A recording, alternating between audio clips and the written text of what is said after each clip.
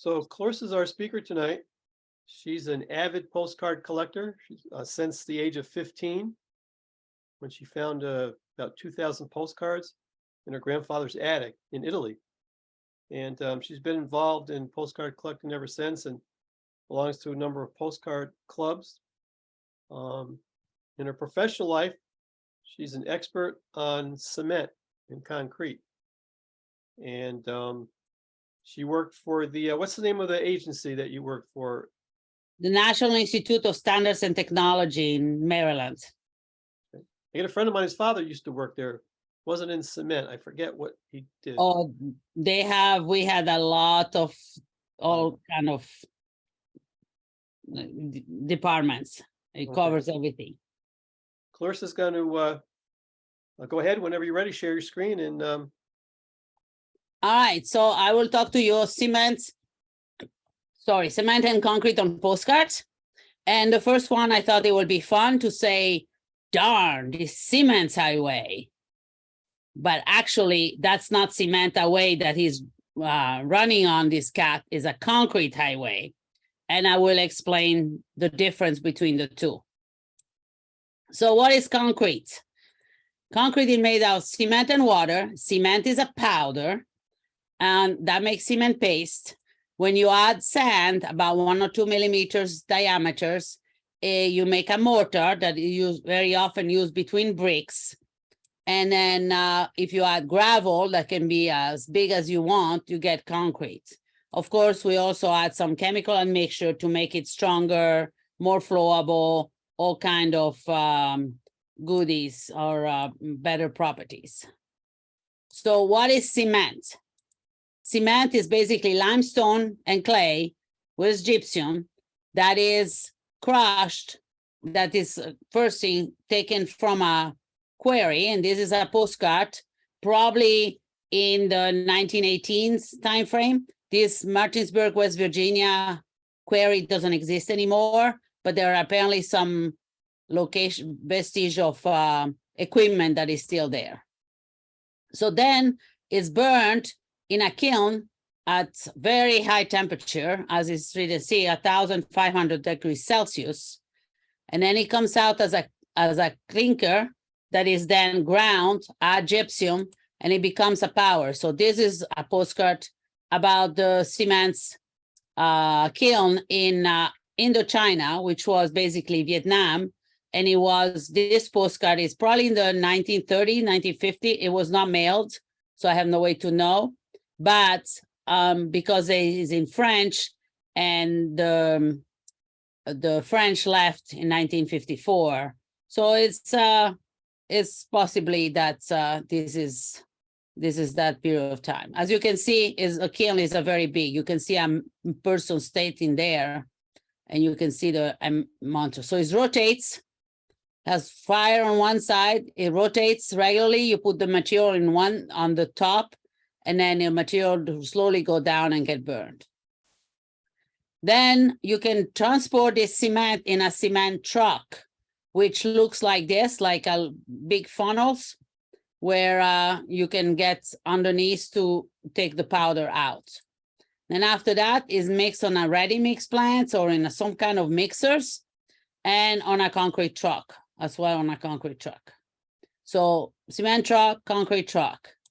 So this is like a potential ready mix plants. You can see the little trucks going in there, and it gets mixed.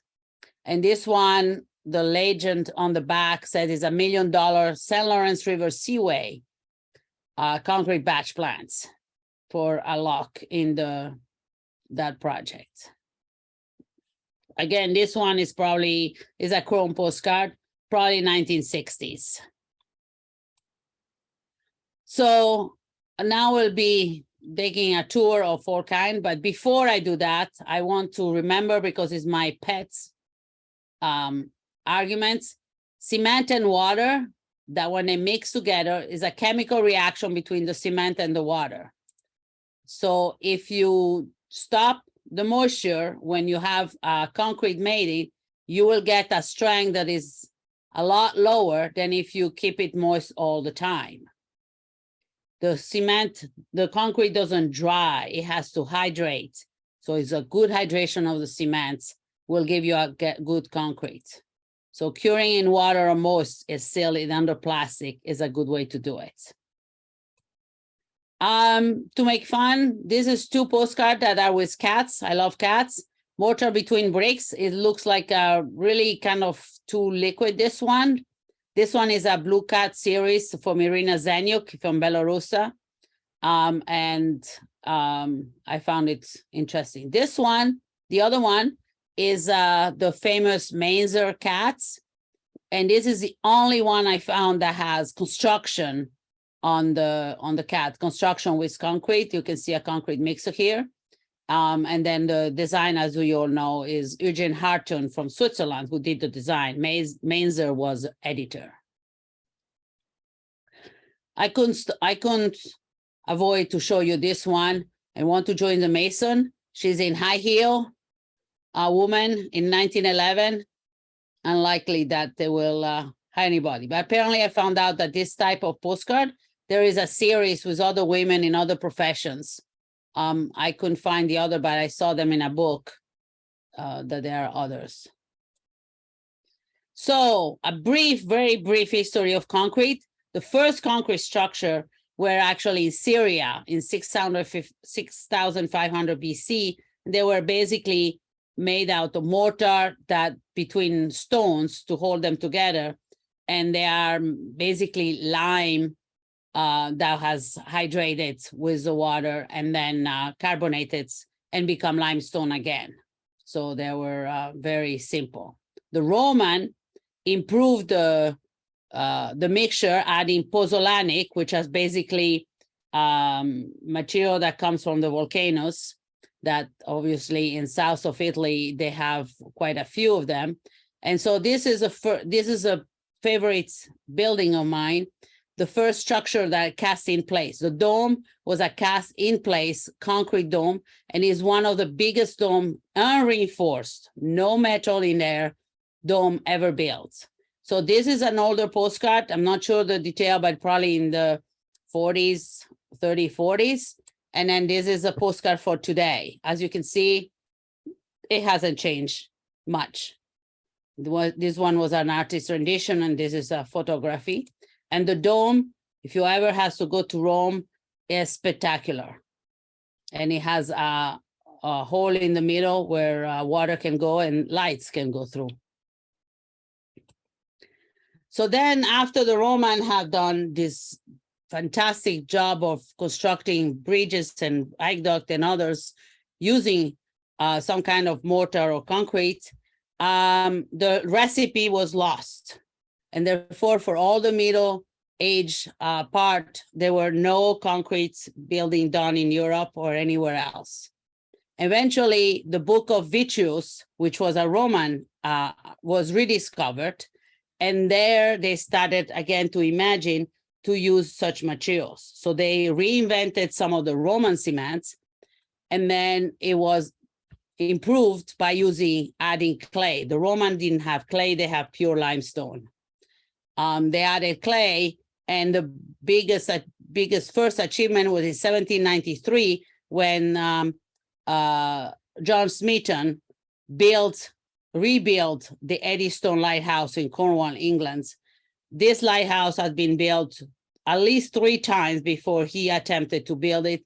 It was constantly destroyed either by the water, the waves, or fires, because it was always built in wood. And this lighthouse still exists today. It has been moved from the shore because the base has become unstable, but not the lighthouse itself.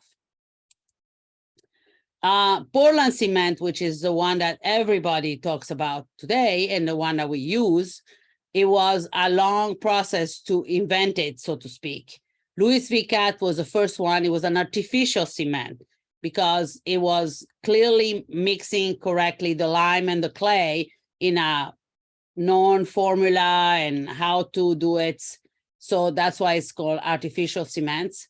And then John Frostby, the British cement, called it in 1922, where it has again fine-tuned the formulation By the way, Louis Vicat did not patent his invention. In 24, which is a date that 1824, which is a date that everybody said, this is the Portland cement, is Joseph Asdin, who patented a Portland cement recipe, but it was based on the others. So he didn't totally invent much. For a long time, British cement was the norm. So Portland cement built in Britain or UK was the cement to have, the best one. Eventually, the German adopted a more scientific approach, and by the 1900s, that was the only cement. The British cement was no longer bought. In the United States, we imported at that time the cement from Europe, but in 1892, Ransom tried to reinvent or improve, and he did all kind of improvement on the technology. And that was good because importing cement to San Francisco from Europe will have been, is, and was very, very expensive. So to make fun of the situation, this postcard, I can understand instead of concrete outcome marzipan. And the joke is twice. The marzipan is a almond candy dough, but his invention of the marzipan was from Lübeck, Germany, who had the best cement at the beginning of the last century. In the 19th century, a lot of the building that was built in concrete were either industrial building, and then eventually some private home or very daring people that decided to build their houses that looks like castle or very mansions. And I don't have postcard of those. They built. But in 1891, they poured the first concrete street in the United States, Bellefontaine, Ohio. And this street, this is postcard in 1962, but the street still exists today and is still in use today. So it's one of the oldest concrete streets in the United States. So as I said, most of the homes were private home. Francois Cognier started to put reinforcements into the concrete to avoid that the wall would buckle if they were too high. He was using steel rods or metals that were used for building drums or others activity. It was not designed specifically for concrete until in 1884, he patented cast and twisted steel bars, which are closer to what we use today. And in 1903, the first concrete high-rise building in the United States was built. It was 16-story and is an Ingham building in Cincinnati, Ohio. A lot of people thought it will never last, but it did. The first concrete bridge was Souillac Bridge in France. I have a postcard, is on its way from France. I don't have it on hand now, so I show you the bridge. That was the first concrete bridge ever built. But I'll show you a postcard of a bridge that was also had a funny story. So it was in 1911. It was a Risorgimento bridge in Rome, still existing today. And it was built by Giovanni Antonio Porcedu. The guy, everybody thought that when the scaffolding was removed, the bridge will collapse. He was so sure of himself that he was on a boat almost under the bridge with his sons in the boat because he was sure that it will not collapse, and it didn't. So it was a celebration. The bridge was for the celebration of the 50th anniversary of the Italian unification, which was 1861. The next invention was by Freycinet, who had to build a parabolic arch hanger, and he managed to get all kind of technology to be able to do it faster and easier. And that's where he get a patent for pre-stressed concrete, which is now very commonly used today. That was 1921, so about a century ago. So now you have concrete. This is a brief history of the concrete. Now to make concrete, you mix the ingredient, you have to mix the ingredient. There are several type of mixers. And these are all the mixer that exist. So the first most common one, of course, is a concrete truck. Is called a reversible drum mixer, meaning mix in one direction and then to discharge, it will turn in the other direction. The non-tilted drum mixer, instead you load in one side and the concrete comes out the other way without the drum is not either reversing or turning. The tilting drum mixer instead is, as the name indicates, you load it when it's like this, you mix it, and then you turn to discharge the mixer. And I will show you example on postcard of all these mixers. And then the pan mixer, the pan mixer is very often used in plants. I have no postcard of this. And continuous mixer where the ingredients are constantly loaded and mixed and discharged. Again, I don't have any postcard of that. So let's see what I have. The reversible drum mixer, a concrete truck. And this one is interesting postcard because one, the concrete truck is pink. Very unusual to have a pink concrete truck. And also the back of the postcard show 3 different languages, Czechoslovak, German, and British, to advertise this concrete truck from Scania, Czech Republic.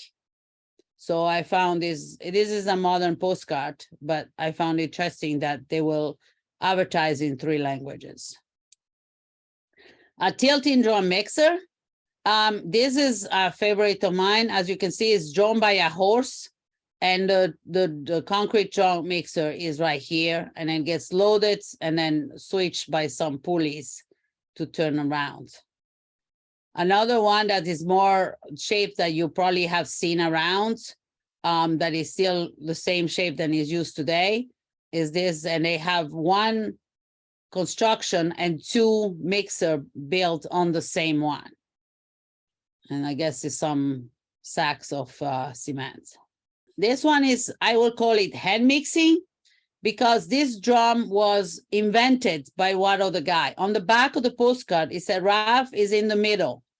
So this guy, the others, Mr. Sieber, and the others, Mr. Sieber, Ralph, in his cement mixer, he made himself. It looks like a trash can, that was modified, put it on a motor to turn it so that they can mix the concrete. This one is hands mixing again. And according to Al, it seems to be that the World War I uniform by US armies. And so they're mixing, this guy is doing laundry in the corner and these soldiers are mixing the concrete. And this is alive. So this is a non-tilting mixer. You can see where is charging here and there's discharge on this side. I think these are real photo postcards. It's probably 1910, 1930s. And here you can see very well a non-tilting mixer where the workers are loading it here. And then with a pulley, it will be lifted to dump everything into the concrete mixer that you can see here. The Boulder Dam, or the Hoover Dam is called today, 1935. It had 3 millions of yard of concrete with even more for the power plant and other dam. And it was really a feat. It's done in concrete and it's done just about 20 years after the first specification of Portland cement was actually written. The first one was actually written by the German in 1878, but the American one was 1916. And 20 years later, the engineers were confident enough to actually build such a construction on a Hoover Dam. And here you can see the progression from a postcard dated 1935, which is the river, then they started building until its completion they say 1935 today. So when concrete is mixed for big project like dams, concrete is not mixed on a small mixer on site, but is usually mixed elsewhere and then transported in these big containers. As you can see, many men have to push it, then put it in place where they want the concrete with a crane, and then they open the bottom and the concrete falls out.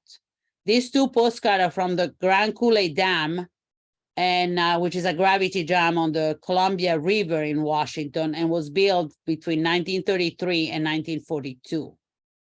And there is always somebody. So here you can see better those mixer. With this one is open, and then when they close, it's loaded for concrete. So this is a details. This is what is written on the bottom of this postcard, is a details of 8 cubic yard capacity buckets used in placing concrete in dam forms. And this was issued by the U.S. Bureau of Reclamation, who was established in 1902, and is best known for dam, power plants, and canal constructed in 17 Western states. Bureau of Reclamation is still in use, is still existing today. And they have 53 power plants, and they produce a lot of electricity, and their mission is to assist in meeting the increasing water demand in the West while protecting the environment and the public investment in this structure. So U.S. Bureau of Reclamation has a lot of engineers and scientists to do that. This is another, the Shatas Dam, which is in Sacramento River. And you can see here they use a square buckets that again probably open on the bottom to dump the concrete on different way.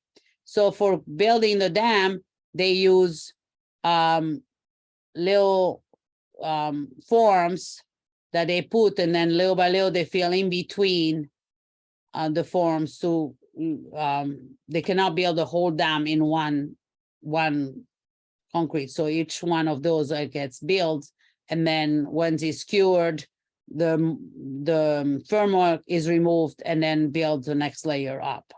This one was built in 1938 to 1945. This one is an interesting one. So it's an advertisement for the train and truck, and I will show you the back, but you can see that the train is, vapor train is pushing 3 buckets of fresh concrete. On the back, it says, is a Dexter Portland Cement Company that has a logo, finest strength and uniformity for Portland Cements. And it says, new near view mixing train carrying wet concrete. And this is from 1913. In concrete work, every modern labor-saving device is being used by Mrs. Talbot and Company. Coulage du Béton, this is a French postcard. And these men are clearly putting concrete on this floor, ourdi. So the ourdi, a whole score slab. For those who don't know, there's a slab where you have pavers like this or bricks like this that place in between. Then you add reinforcements, and then you pour concrete on top of it. And so that's what they're doing. They're pouring the concrete on top of it. On the back of the postcard, it says, Ourdi las Tarzam breveté. I have no way, I couldn't find anything about these patents. Breveté in French means patents, or the society. So unfortunately, I don't know anything more about it. Will be interesting to know what kind of patent they received. Building a simple bench. This guy were very proud of it. Because they are picture here and then picture when the bench is finished. Concrete can be used for anything. This is an interesting, it's a park, a Wisconsin concrete park in South Phillips, Wisconsin, where basically this, basically Phillips is this guy, property on Phillips. He was a retired person, and he decided to start building all kinds of sculpture in concrete. They are larger than life. They are human size almost or bigger. And he put them all there. When he died, then they decided to become as a park. So he built most of his sculpture between 1948 and 1964. And this is not a rare postcard. You can find a lot of this postcard and a lot of other postcard with some of the other figurine. Concrete is very versatile, so you can even make a hypo in all full of concrete. So this Uto, Texas, this is a mascot of the city. And the reason is a mascot of the city, the legend says that in 1915, on a circus in a train stopped at Uto for refreshments and refilling, and then Hypo escaped. And eventually he was captured. And because of that, they decide to use Hypo as a joke, and then eventually becomes the mascot of the city. And apparently it's the only city that has a Hypo as a mascot. And there is about 3,000 of these mascots that were built all around town. The concrete ships. So the first rowboat was built by Jean-Louis Lambeau in 1848. And he was just needed a boat, and he decided to build it that way for his own pleasure on his own lake. And he is considered the father of the ferro cement. Ferro cement is basically steel reinforcements, usually not as big as you can see in a building, and sand and cement. So technically it's not quite concrete because there is no the coarse aggregates. So this ship, the Atlantis, was one of 12 ships that were built by the Liberty Ship Company in Brunswick, Georgia, during or after World War I. This one was launched in December 1918, so at the end of the war, and it was used to bring back the soldiers from Europe. So he did that for a couple years, and then eventually he was put aside, and the Colonel Jesse Rosenfeld in 1926 decided to buy it. He wanted to use it as a ferry dock in his near Cape May. Unfortunately, once it was towed to the right place, it broke its moor and then ended up in a sandbar and never moved again.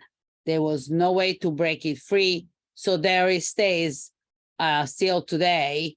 And that was near Coastal Sunset, so in Cape May Point in New Jersey. So this is how it was in 1930. The postcard from 1935 was mailed in 1958, but this was way before that time. It's probably closer to 1926. In the 1960s circa, this is what is left of the boats.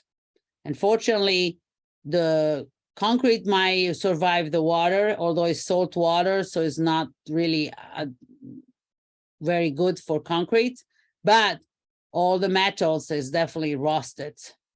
So this is how it was in 1926, and then 1935, 1940, and eventually is going. So if you want to know more, there is a very good article in Postcard History by Charles Lavigne about the Palo Alto that in San Francisco. Another concrete boat was Violet from the UK, and it was in 1921. This is the postcard of the disaster. In 1921, it has a collision with a pier. It was full of iron, and it could not, in a storm, it could not maneuver correctly. So it destroyed the pier, and it was considered completely a loss. It was built in 1919. Postcards are used for advertisements. So this one for the Mystic Concrete Product Company. And by the only thing I found about this company, of course, here it says that it had 14 plants all over the United States, and it has a total of 40 patents by, and the first being in 1918. I could not find what happened to the company eventually. Poilier Chausson, this is a set of French postcards. French, Poilier and Chausson was a company, Léon Chausson, the founder of this. Poilier is the financier, basically gave the money. Chausson was a manager and mastermind of the whole company. He was just a modest building material society. And then with World War I, he decided to become a cement producer. And he managed to become one of the leaders of the cement production. In 1968, he was the third producer of cement after Lafarge and Ciment Francais, which is huge. Then it was acquired by Ciment Francais, then again acquired by Saint-Gobain. So actually it doesn't exist anymore, but it was one of the biggest French company in France for cements. And this postcard, although it looks taken from a booklet because it has jagged edges, it has also on the back is basically a way to order your cements by postcard, and then Poilier and Chausson, and it's their address in Paris. You can sign it, and they can send you the cement Portland that you want. This is a picture of Léon Chausson, and this was his logo. Penn Allen Cement Company changed their name quite a few times, eventually disappeared in 1978. But this postcard is definitely from the first one because Penn Allen Portland Cement used, and when it went in 1910, it changed its name to Penn Allen Cement. It was mailed in 1908, and it has the logo of the company. Again, is pure advertisements for the company, say, why not write to us when you're ready to buy? And this is the highest quality of concrete. So in 1902, we start producing cement also in the United States. As I said earlier on, the Germans were very strong in concrete, and actually they're still a lot very strong in the research. Heidelberg Cement, founded in June 1874, the Baden-Württemberg, Germany company of cement. And this is a Grußhaus,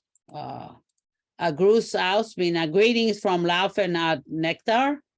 And it seems like a nice postcard was not until you look closely. And on this little vignette, it says Portland Cement Fabric. I thought it was interesting and a nice one. Here I show testing of a bridge, which is still done today like this, where they basically a lot of trucks on the bridge and find out whether it will collapse or not, hopefully not. And the interesting on this postcard is the back, because it was for Ciment Portland Artificiel, so artificial Portland cements. And in 1929, it was basically to order how many wagon of cement do you want.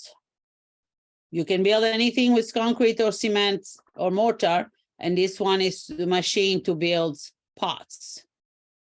And they say they're cheaper and less money than any other pots. Spokane Flour Company in Spokane, Washington. And this is a blow up of the little pots that you can have. Here is a series by Madame Thévenot in France. There are 9 postcards of this series. And there is only 2 that actually show the interior of the manufacturer, and they manufacture basically look like tubes in vibrated concrete. So basically it's very dry concrete, very little less water than normally you would put on a concrete. And then it vibrated really strongly and then cured. And with that, you will have a tube. As you can see in the next one, you will have a tube that they sell. I have no idea who Madame Thévenot is. I tried to find out. I tried to find out by the location, by her name. I couldn't find anything else than these 9 postcards. Cuba, New York is a work on new paving in 1912. And this is a very good example of a non-tilting mixer, where you can see here the guy is loading the back of the mixer that will eventually be lifted. And then these guys are getting the concrete out here to paving these streets in Cuba, New York. And you can see here a blow up of the concrete mixer. People like to show off. So the first bucket of concrete of Freyan Dam in July 29, 1940. And so it's government staff even are there. So they show off with the first buckets on the back. Galveston seawall, this is on 1902, is an undivided back postcard. And you can see they advertise the Galveston seawall, they advertise what kind of wall there. And then this is a mixing of concrete. And you can see it better here, which is a tilted concrete mixer, because you can see the wheel here to move it back and forth, and somebody's lifting. You can see the cable of the crane that will take the buckets where it has to go. Here is a discharge of a concrete mixer, and it says on the back, pouring concrete from the mixer 3 yards. This one is interesting, and I'm not sure what time is this postcard, but it's an advertisement to say that, dear boss, this job that had to be right. And it was laid under rigid states and federal regulation. But what tell me, so this looks like a non-tilting, again, a non-tilting concrete mixer, which they load it here, put it there, and then look like they're paving a road. The name that clashes is a Ransom dual drum. Ransom is a dual drum paver, and it has a contractor in Utica, New York. Ransom, if you remember, was a guy who first started producing concrete on the West Coast of United States, and also invented all kinds of things, including apparently these dual drum pavers, or his company did. Of course, reinforcement concrete. So here you can see all the reinforcement that has to be put. And this one is even more, and it is for a railway station for doing the gallery here. But what is more interesting, other than see all these gentlemen sitting there and posing on their proud work, is the back. So the back dates on 1926, and I translate for you. It says, "Dear friends, still no results. When I will know them, I will write to you and will tell you all the detail that you're asking. Sincerely." What kind of result are they talking about? Could it be about the concrete or the work that they're doing there? Who knows?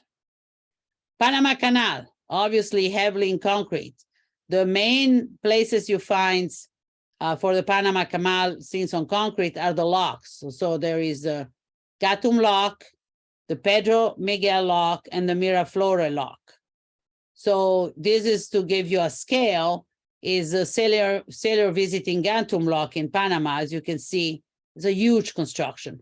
The doors are not made out of concrete. The walls and the floors are made out of concrete. The pouring concrete for the Gatun Lock started in 1909, August 24, 1909, and it was completed in 1913. So here you can see, to do that much concrete, they have basically a battery of 4 are seen, but they made me more mixer that can work in parallel to produce concrete. And on this one, you can see a bucket that was delivered, and on the background, you can see how it gets emptied into the lock, or the basically to build the wall. So 2 cubic yards, or about 4 tons of concrete on a dumping bucket. Pedro Miguel, here you can see a mixer that is on wheel, moving our way to be able to build the walls. Pedro Miguel was started in 1909, and then here you can see the floor of the Pedro Miguel lock, and it seems generic postcard until you look closely. Here is a mixer. Here's a concrete mixer.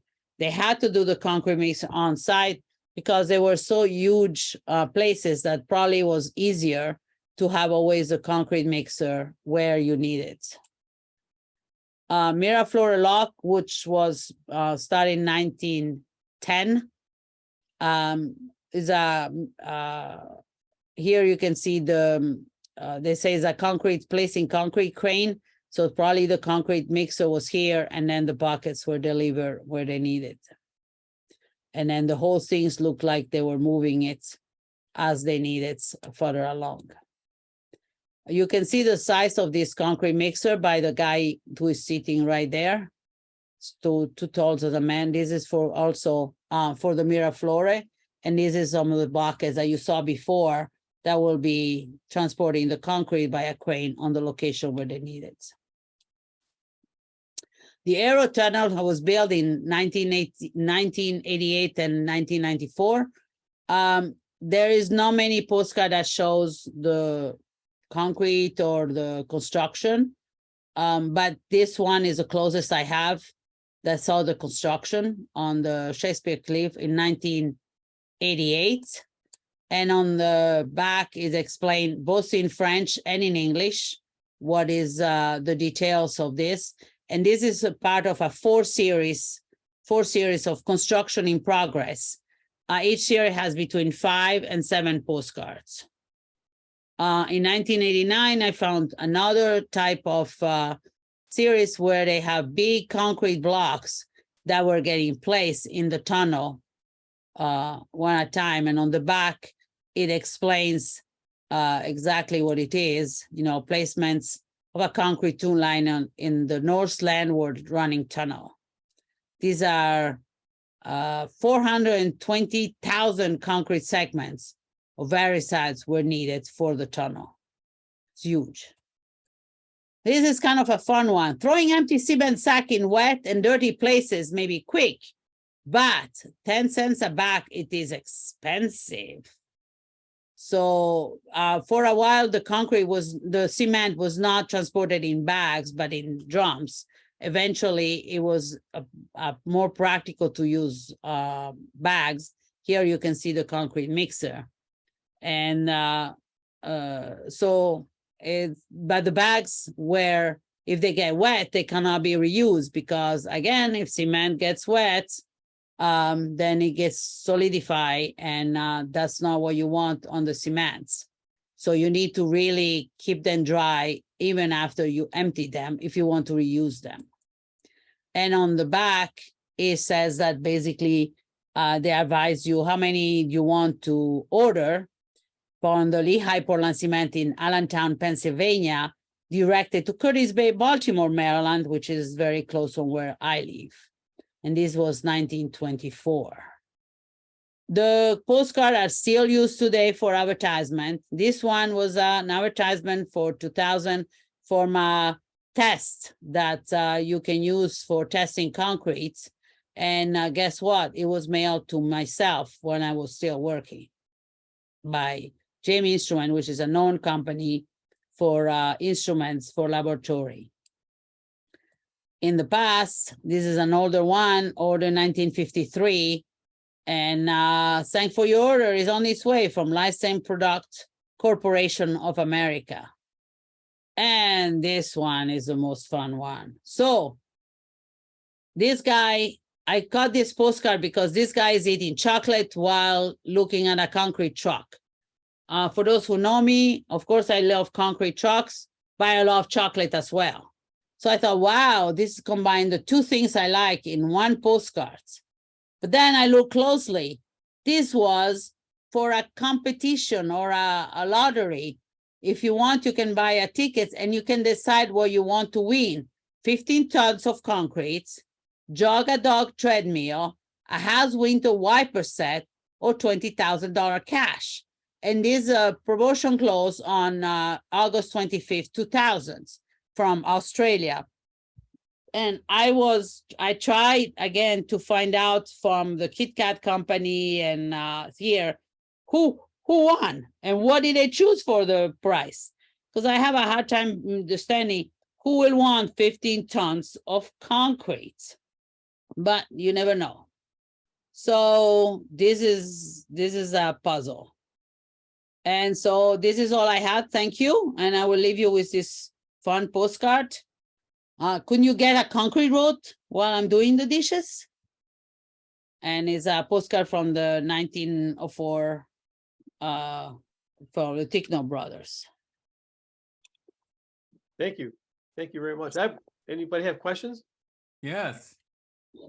Go ahead. I think can you hear me? Yes. Okay. I think Heidelberg is still around. I know that they bought Hanson here in Rochester. And all of them Heidelberg in is the still state. around.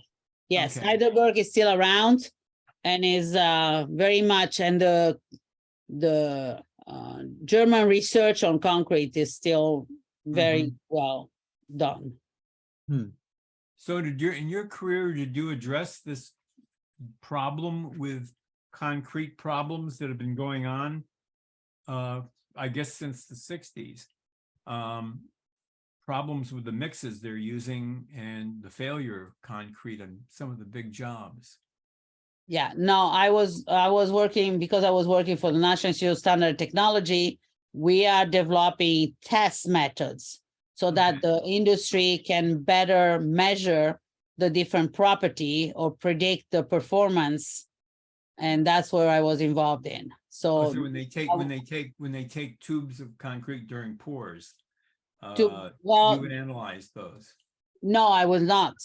It was developing the better test method than existing Oh, okay. to be able to measure. The way the concrete is tested on fields or others is dictated by ACI, the American Concrete Institute codes, or by the ASTM, which is testing company consensus test methods for anything, for all materials, including concrete and cement. So the company have to abide by those.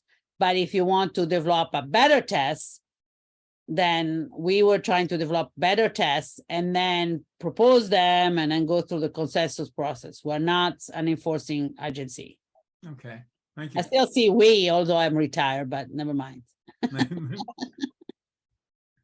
And that small non-tilting concrete mixture that you showed towards the beginning, if it doesn't tilt, how do they get more than the top half of the cement out of the thing? I'm not sure because I never saw one in action, Oh, okay. but I'm sure that there is the blades are keep on turning. And so because they are angled in a certain way, basically the material can only go out, It's like a screw. not stay there. It's like a screw, kind yeah. of thing. And Oh, just, okay. It's like a screw inside. I imagine it's like a screw inside that the material eventually has to come out because it cannot be mixed back. Okay, that makes sense. Could you explain I artificial sent concrete Michael again? a postcard to share. Leslie. Sure. Okay. Kyle first and then Leslie. Yeah, I sent emailed Michael a postcard to share that I think relates to concrete in my own collection. Oh. Leslie, you had a question? Yeah, can you explain artificial concrete again? Artificial concrete is because okay, the natural concrete is basically limestone that gets burnt Right, and then mixed with water. yeah, So natural, and also pozzolanic, the what comes out from the volcanoes, the Uh-huh. ash, they naturally react with water to become hard. uh-huh, So that's natural. The man is that Portland cement is artificial because you made the correct proportion of limestone and clay, and then you burn it in a certain way, then you grind it. So it's artificial because a human being have done a lot of the parts. okay. Thank That's you. why it's considered, and now we don't do the distinction, but yeah, that's why it's artificial, it's not natural, because nature will not be able to give you that. Mhm. While the fly ash, the volcanic ash, which is called pozzolans, because of Pozzuoli in Italy, which is a little town near the Vesuve volcano in south of Italy. They react naturally with Mhm. water, and if you add lime on top, but it's all natural. So that's why the distinction. Thank you. You're welcome. Kate asked, how on earth will you find this postcard on shows? Well, yes, not easy. I usually under men working or occupational things, I can find the postcards. So I can find some of them under occupational. Is the best way. There is no person who has a concrete section or a cement section. And even on eBay, I have to look both on cement and concrete because a lot of people do this a cement bridge when it's a concrete bridge and vice versa. Most people confuse the two words. But now you won't anymore, right? I need a copy of that slide. Yeah. Cement is a powder, like flour for a cake. You eat the cake and you use the flour. So cement is a powder that you use to make concrete, which is the one you walk on. And if you want to buy it, you can only buy it in 94-pound bags. Correct. Doesn't come in those little 50-pound bags. You gotta kill yourself to. Yeah. It's So- rough stuff. Yeah. So what is 15 tons of that cost? Is it worth? I did. So on average, a concrete costs $120 per cubic yard. That's down where you live? I don't know. That's what I found on the prices, and $5 to $6 a bag for a cement, for a 94-pound bag of cement. But the prices can change. I don't know. Yeah, because our prices per yard mixed were higher than that in the spring. Okay. I think they've come down a little bit. How much was they? I can't remember what the price was. It was $150, I think, a yard. All right, so 120, 150. Close- Is that close the to order of 150. magnitude? Yeah. Right? I mean, we're not talking about hundreds to thousands. I mean, Oh, it's no. right. It depends on your mix too. Yes, Yeah. and depending how much chemical and mixtures you put in. Yeah. Can you Oh, see that? Yeah, that's the one. Wow, look at Oh that. my. Yeah, so the reason I bought this recently from a dealer because it was a Canadian card, but on the back it talks about how somebody can see how Walter can be seen in his shirt sleeves, bedding the stone, which I assume is, preparing the concrete base for the cornerstone of this big church in Saskatoon, Saskatchewan. I see. Yeah, so Nice. to me, it's concrete related. Yeah, that's fine. Oh, that's a great card. Yeah, it's a very nice card. Well, Somebody Clarissa, says 3,000 IPO. That's what I read when I look on a postcard on the internet, that they have 3,000 hypos in the city. I don't know. I never been to that Texas city. Huge number. Huge number. Maybe wrote they're down- all that big.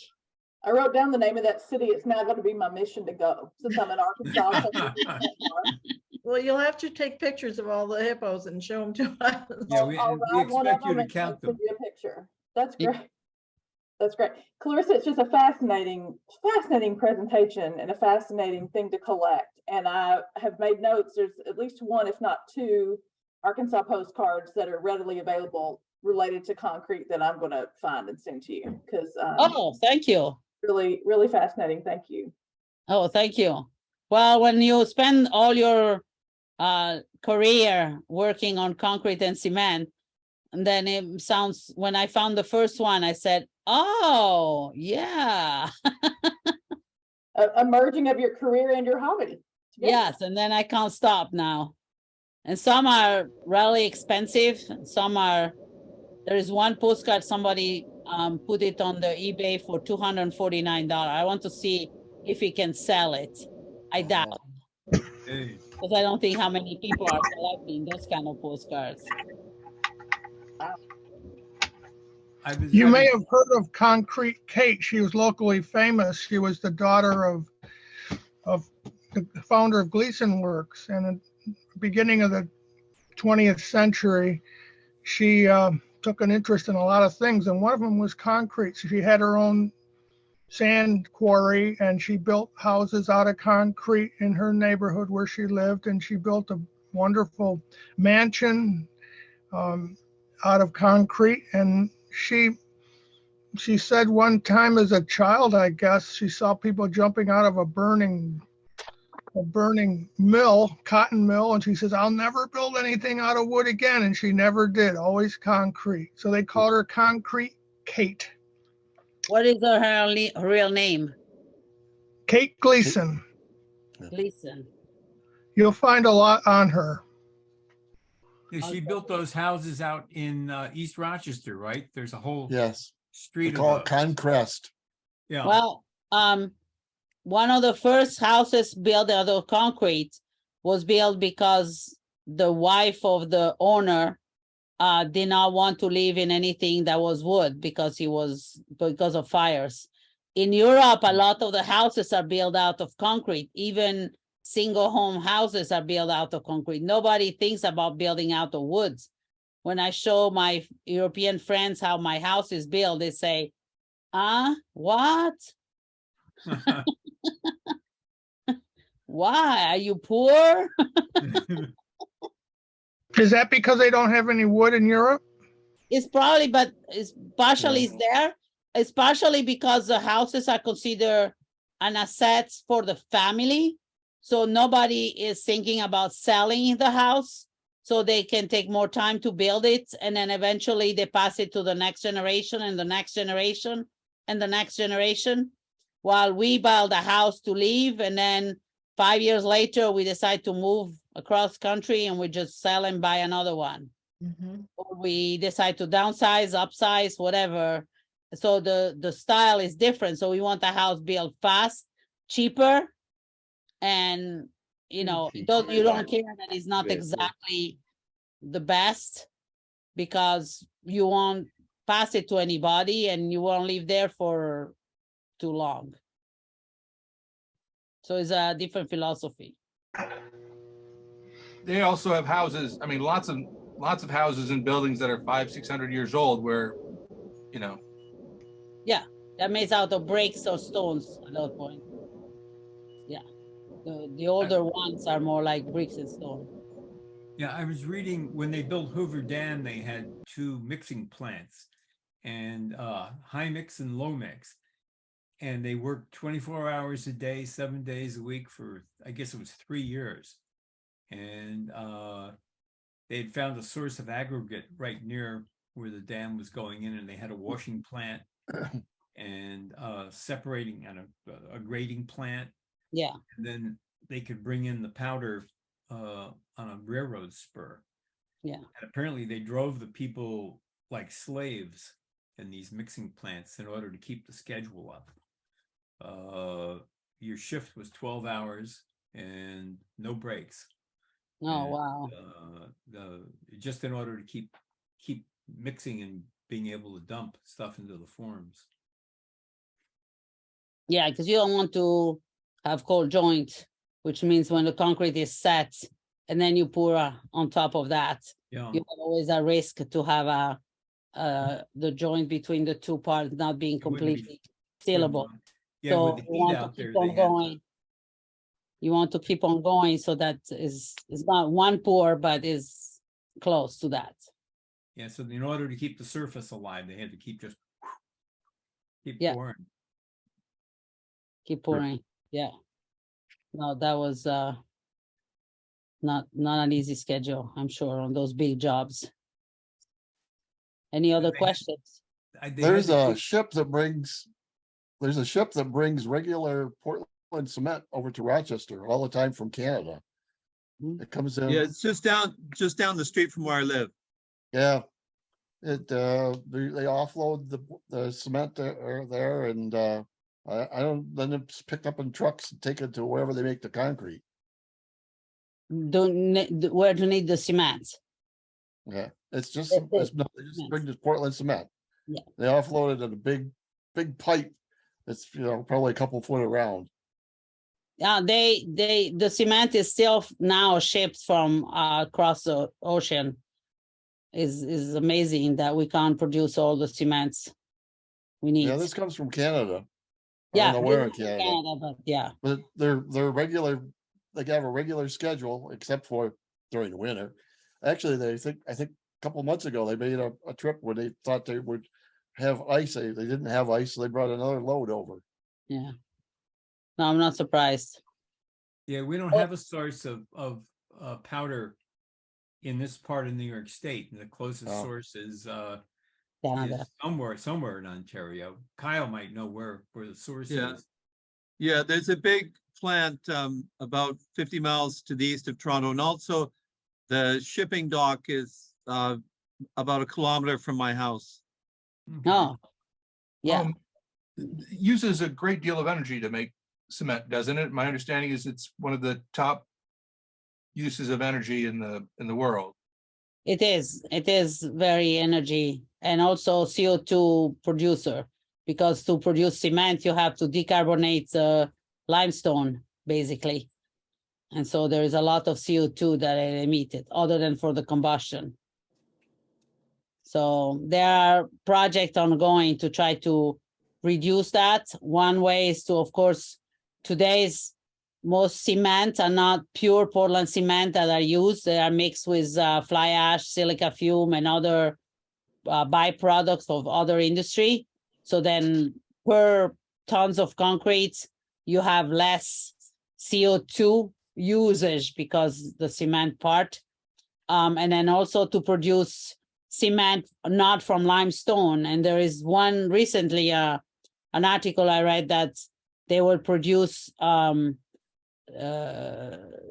cement from granite. So it means that they will not, there's no CO2 there to be eliminated by the cooking or the kiln, and therefore there will be no CO2 emitted. You mean not the granite wouldn't be used as the aggregate, it would be used as the powder. The granite will be used instead of the limestone. Limestone, okay. So now the limestone and clay are mixed together, burned together to produce the first powder that then mixed with gypsum, all okay. granite together, and then you have cement. So they replace the limestone. I don't know if the limestone and the clay, but definitely the initial raw product by granite. And there is a lot more granite on the earth than there is limestone. Well, yeah, we got the Canadian Shield up there. We could, it's the largest mastiff in the world. Yeah. So, but for now there is at the test version of it in laboratory, and they say it's possible. They say it's the same quality, but the construction industry is very, very slow in adopting any new material, because you can imagine the liability that they face. So if you, as an engineer, you say, sure, use a lot more limestone, use this new cement, or use more fly ash or other products instead of cements.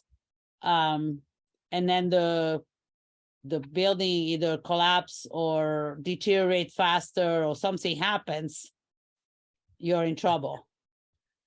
Oh, and the Pantheon it really is an amazing. Well, see, I was reading a book about the history of concrete that was fascinating. And it turns out the Pantheon, everybody was saying that it was not feasible. The emperor of Italy, or Roman emperor at that time, said, you shall do it. So you do it. And if it collapses, no big deal. Yeah, I'm saying is that there was no liability. The emperor said, you do it, it collapses, kills a couple people. Oh, well, You know, it was other times. Nowadays, you can't do that. So It is an amazing structure, though. My yeah, God. for the Ingen building, it took over 2 years to convince the board in Ohio to allow to be built as all in reinforced concrete. Jeez. But they say, okay, go ahead. Nowadays, it will have to be proven and proven again because nobody will take the responsibility, Yeah. which How's coated rebar doing? Because I know this is almost 40 years now since it came out. Has the it problem proven of to be- coated rebars is that if there is one ding on the rebar, it's over. It's over. And so So the it's really problem is not- that how you treat the rebars on a site is Mhm. not pretty. Yeah. So there's no way it will not be, they will not be dinged. So it's really nothing. It's not. Yeah. I know it was a big thing when it came out. Yes. You know, big. It I think it was was, 3M. I think was the Yeah, we original. solved everything, but the problem is not how it was used in the way it's used in the fields. Yeah. That doesn't help. But there are some docks in the Roman Empire that will still valid, so maybe we should go back to Roman cement with a lot of volcanic ashes and no rebars, no reinforced concrete, and then massive, and it will last. And I think it even heals itself. The Roman stuff. Yeah, that article I saw recently. So it heals itself. I think is that the Roman puts some lime into the mixtures so that when there is a crack, then it will heal itself because now the lime is exposed to the water and it will do the second part is exposed to the carbon in the air, and therefore it will become limestone again, while before is embedded in the concrete, so it's unreacted. Okay. That's what they say is probably happening. That's why it's self-healing. Amazing. But I don't know if the fact is that the Pantheon is still standing. Thank you very much. It was a great Thank you. presentation. Very, you're very welcome. interesting. Something different. Thank you. Thank you. Wonderful. Thank you.